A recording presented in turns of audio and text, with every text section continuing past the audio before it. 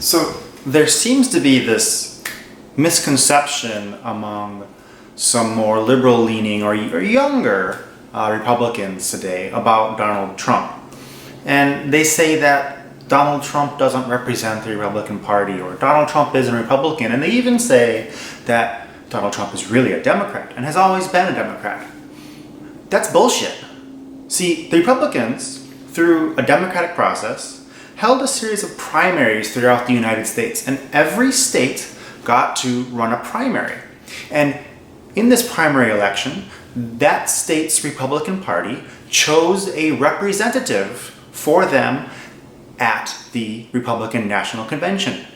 And after all of these state-by-state Republican primaries finished, then at the National Convention, the Republican Party as a whole, across the entire nation, got together and nominated Donald Trump as the representative of Republicans for the entire nation.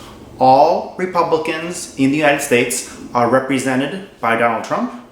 Donald Trump represents all Republicans in the United States.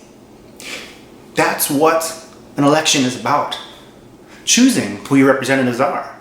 Now, you might not like Donald Trump, so you would say, well, he doesn't represent me. As long as you are a Republican, he represents you. The only Republicans that Donald Trump does not represent are Republicans who are no longer Republicans. They're not Republicans, therefore he doesn't represent them.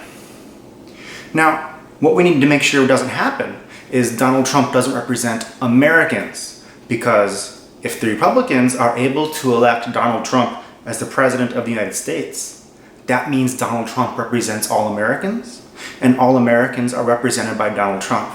So, if you like to think of yourself as a Republican, but you don't like the idea of Donald Trump representing you, you've already failed once at preventing him from representing your party. Don't fail the rest of us by preventing him from representing all Americans.